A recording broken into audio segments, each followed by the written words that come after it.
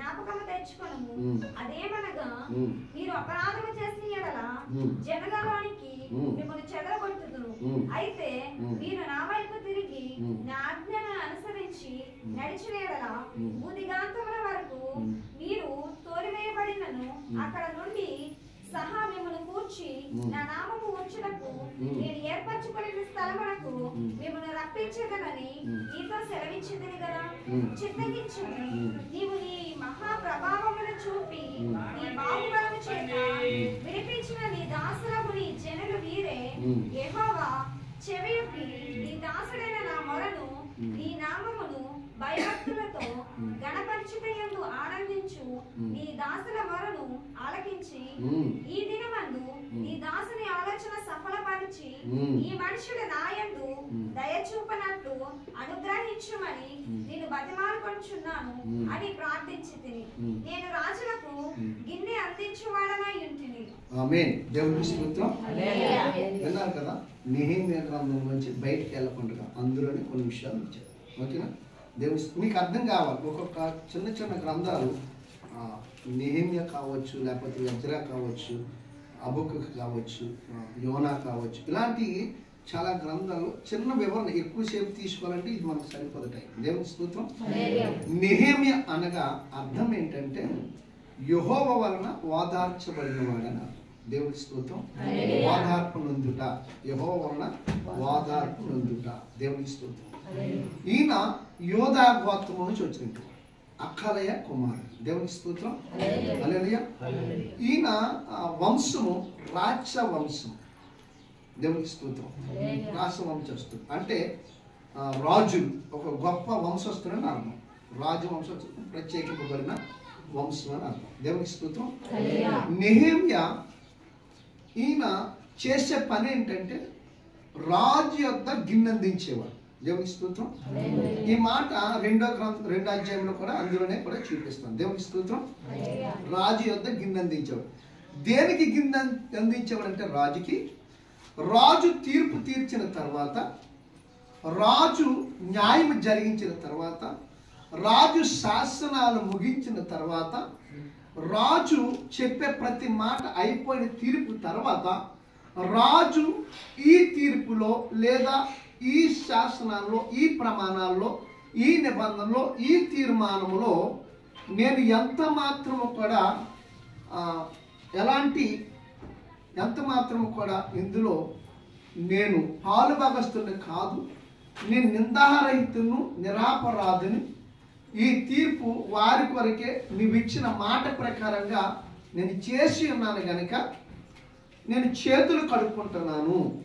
ఇది మనము మత్తయి సువార్త కానీ, మార్కు సువార్త కానీ, లూకా సువార్త కానీ, యోహాను సువార్త కానీ మనం చదివినప్పుడు పిలాతు చేతులు కడుక్కుంటాడు కదా.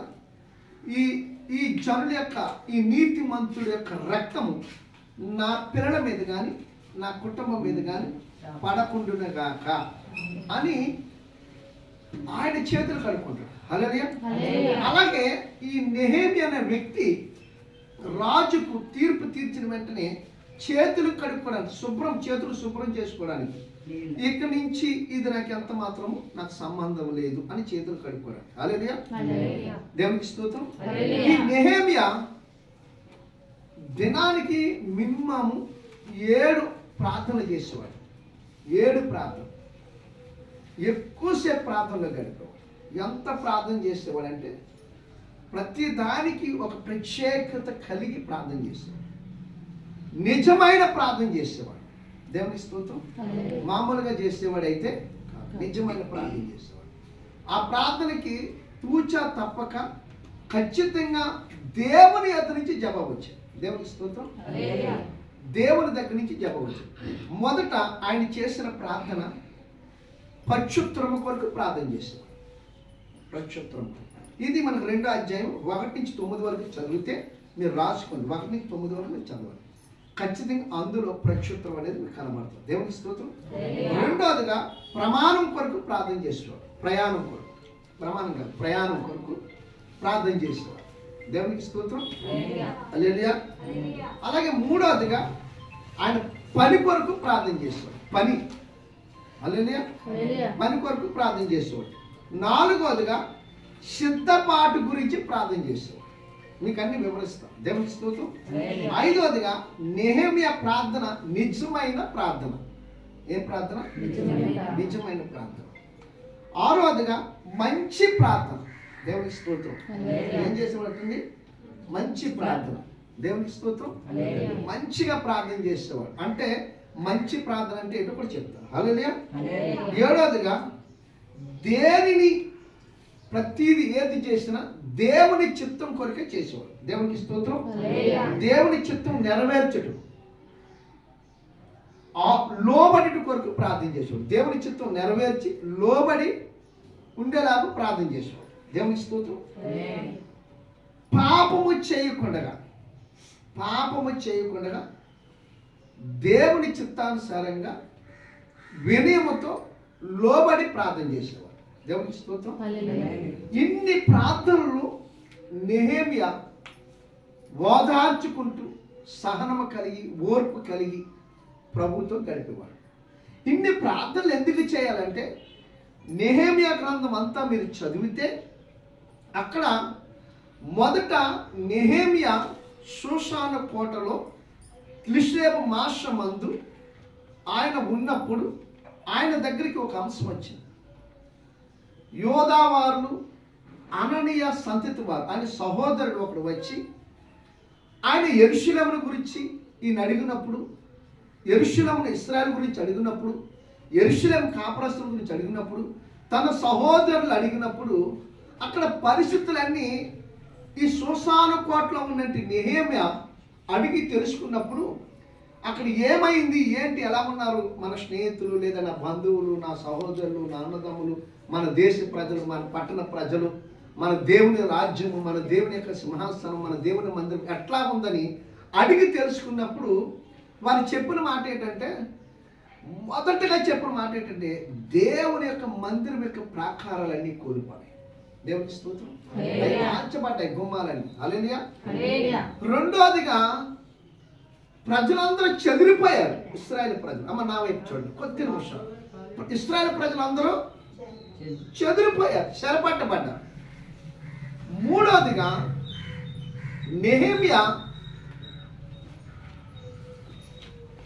కూర్చొని కొద్ది దినాలు ఉపవాసం ఉండి కన్నీరు గార్చి, ఎప్పుడు యెరూషలేము ప్రాకారాలు కాలిపోయి పడదోయబడ్డానన్నప్పుడు ఇశ్రాయేలు ప్రజలు, యెరూషలేము కాపురస్తులు, యోధావారు, అననీయ సంతతి వారు అందరూ చెదిరిపోయారు అన్నప్పుడు అని కూర్చుండి ఏడ్చి కన్నీళ్లు విడిచి ఉపవాసం ఉండి ప్రార్థన చేశారు. దేవుని స్తోత్రం.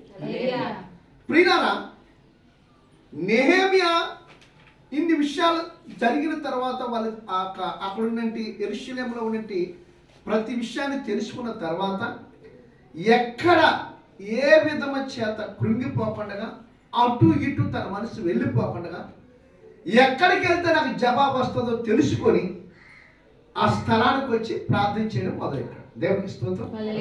హల్లెలూయా. ప్రార్థన చేసి దేవుని చిత్తాన్ని కనిపెట్టాడు. హల్లెలూయా.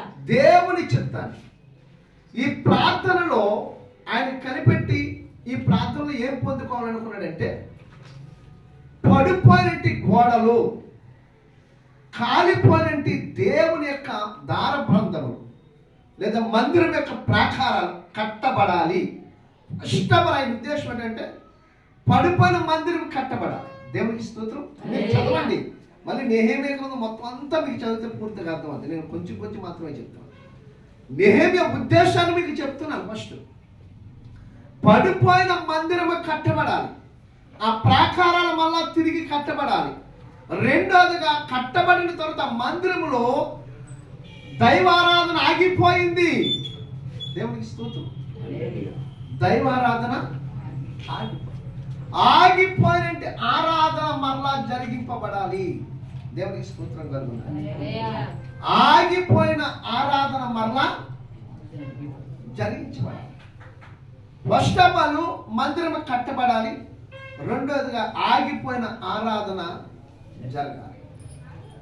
మూడోదిగా ఈ మందిరములో ప్రజలకి ఏమి అవసరమై ఉన్నాయో అవన్నీ నీ వద్ద నుంచి తీసుకోవాలి. దేవునికి స్తోత్రం. అంటే ఇది ఇచ్చేది ఎవరు? దేవుడు. మొదట ప్రజలకు ఏం కావాలంటే ఆరాధనలో ప్రభు సన్నిధికి వచ్చినప్పుడు వాళ్ళకి నెమ్మది కావాలి.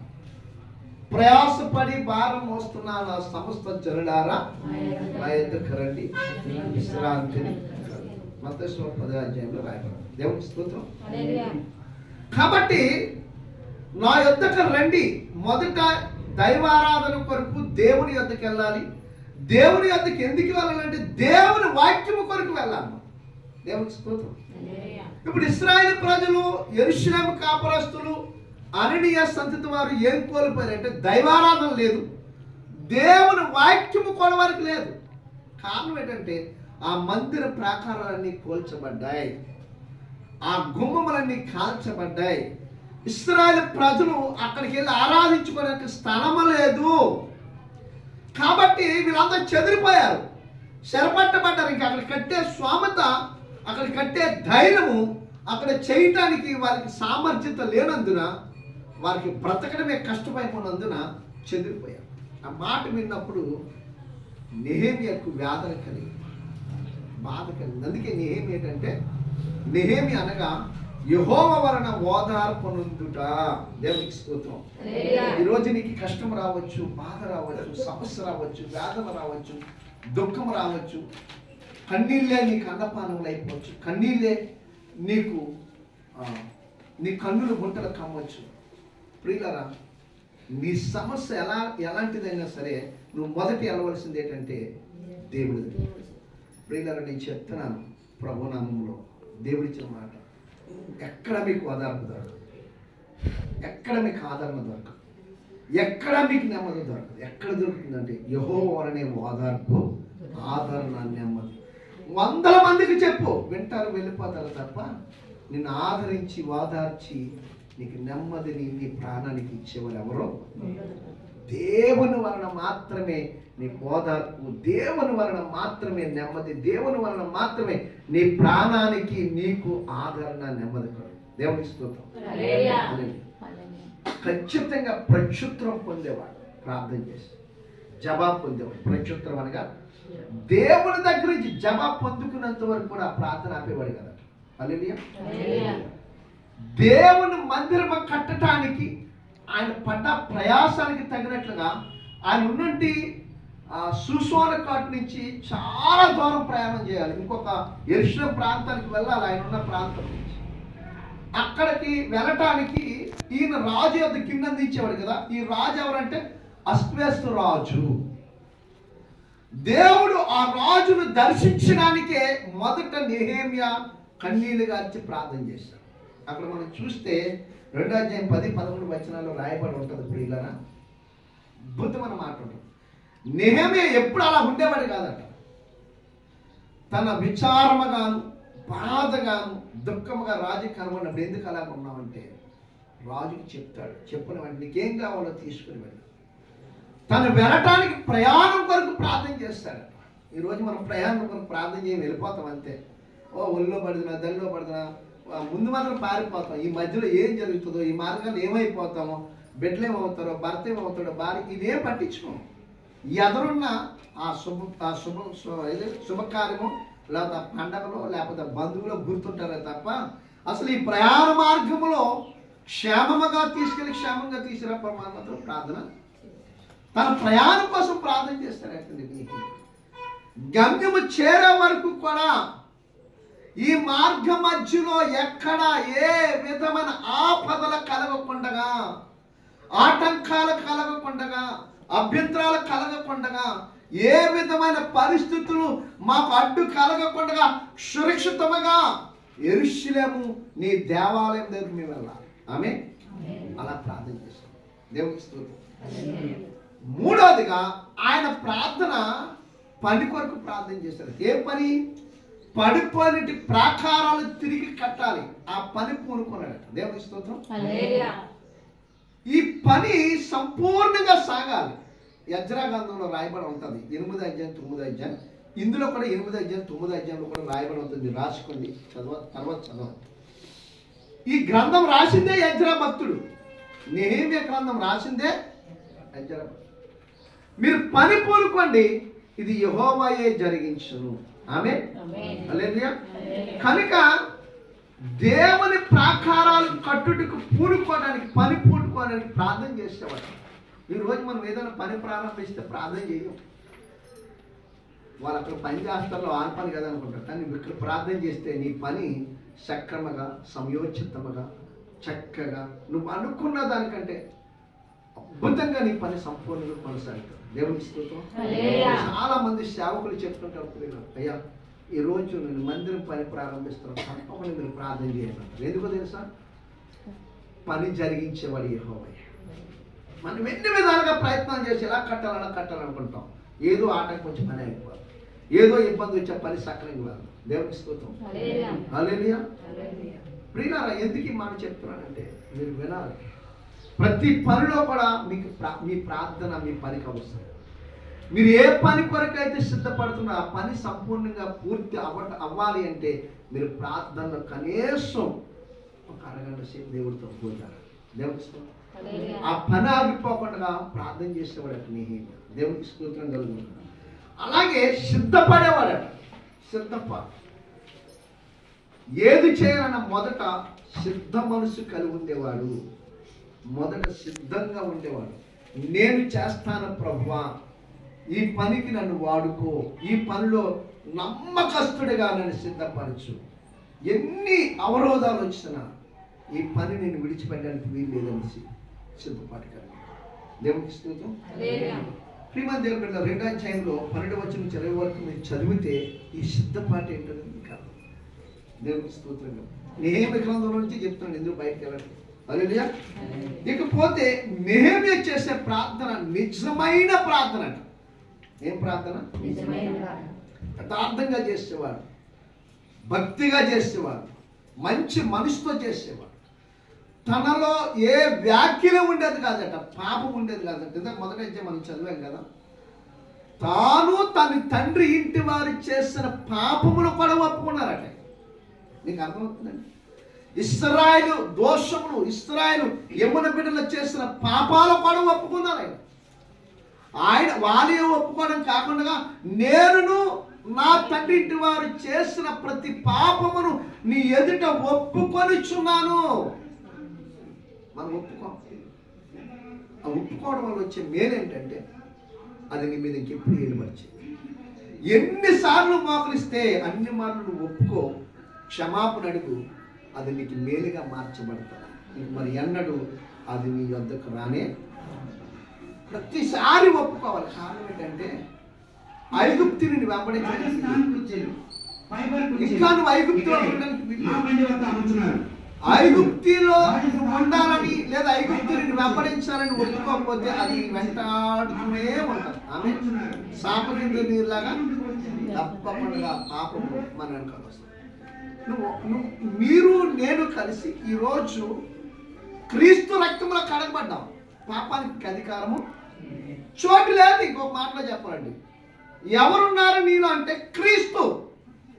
నీ మీద ఎవరు ఉన్నది? క్రీస్తు రక్తం. నువ్వెవరిలో ఉన్నావు అంటే క్రీస్తులో ఉన్నావు, క్రీస్తు నీలో ఉన్నావు. ఆమేన్. కాబట్టి పాపానికి మనము చోటు. రెండోదిగా లోబడాలి. వినయం కలిగి దేవుని దగ్గర లోబడి బ్రతకాలి.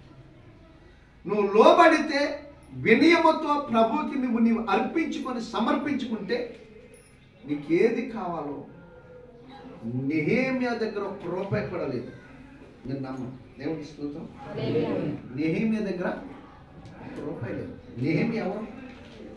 రాజు యొక్క గిన్నె నుంచి యెరూషలేము ప్రాకారాలు కట్టడం అంటే మాట్లాడి, యెరూషలేము గుమ్మములు లేవనెత్తడం అంటే, ఈ గుమ్మాలు లేపాలంటే ఇది మామూలు ఒక ఇంటికి ఒక గుమ్మ కట్టాలంటే తక్కువ 1,60,000 అవుతుంది. ఒక చిన్న గుమ్మ మంచిది, అవునా? టేకుతో చేసే గుమ్మాలు ఇప్పుడున్న పరిస్థితి లేదు. టేకే కాదు, రాతితో చేయాలన్నా అదే రేట్ అవుతుంది. రాయితో చేయాలి, అవేమో నల్లరాయి వాటితో చేస్తున్నారు, అది ఇప్పుడు అంతా వచ్చేసాయి కదా.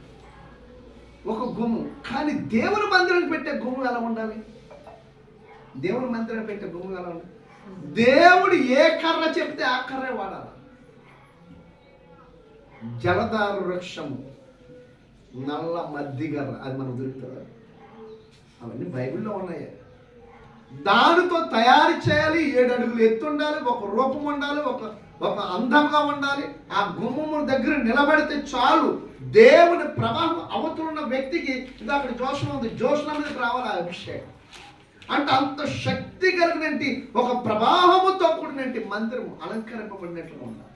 ఆ పని చేయడానికి, ఆ గుమ్మాలు ఎత్తడానికి, లేదా పడిపోయిన ఈ ప్రాకారాలు తిరిగి కట్టబడ్డానికి ఆయన ధనవంతుడా, ఐశ్వర్యవంతుడా, రాజా, గొప్పవాడా, ఏమన్నా ఏమీ లేదు.